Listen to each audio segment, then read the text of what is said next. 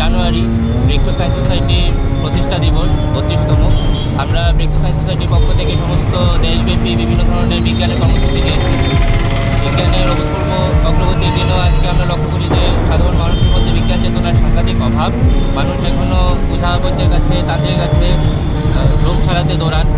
এছাড়া পরিবেশ আজকে সাংঘাতিকভাবে বিঘ্নিত হচ্ছে। আমরা দেখছি যে উত্তরাখণ্ড, আন্দামান নিকোবর সহ আজকে দেশের সর্বাধিক প্রাচীন পর্বতশ্রেণী আরাবল্লীকে ধ্বংসের মুখে ঠেলে দেওয়া হচ্ছে। আমরা দেখছি শিক্ষা সিলেবাস থেকে গুরুত্বপূর্ণ তত্ত্ব, ডারউইনের বিবর্তনবাদ, তারপর মেন্টালিস্ট পর্যায় সারণী, এগুলা বাদ দেওয়া হচ্ছে, যা মানুষের মধ্যে, ছাত্রছাত্রীদের মধ্যে বিজ্ঞান মনস্কতা প্রচারের জন্য খুবই গুরুত্বপূর্ণ। তাছাড়া প্রাচীন ভারতীয় জ্ঞানধারার নাম করে বিভিন্ন পরিকল্পনামূলক বিভিন্ন কল্পিত জিনিস সিলেবাসের মধ্যে যুক্ত করা হচ্ছে। ফলে আমরা সমস্ত বিজ্ঞান অনুরাগী মানুষকে আহ্বান করছি যে আপনারা একটি শক্তিশালী বিজ্ঞান আন্দোলন গড়ে তুলুন। বিজ্ঞান মনস্কতার প্রসারের জন্য ব্রেকথ্রু সায়েন্স সোসাইটির সদস্যপদ গ্রহণ করুন।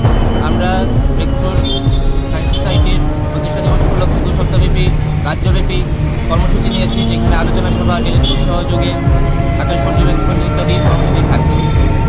পরিচয়? আমি তিলক চক্রবর্তী, সম্পাদক ব্রেকথ্রু সায়েন্স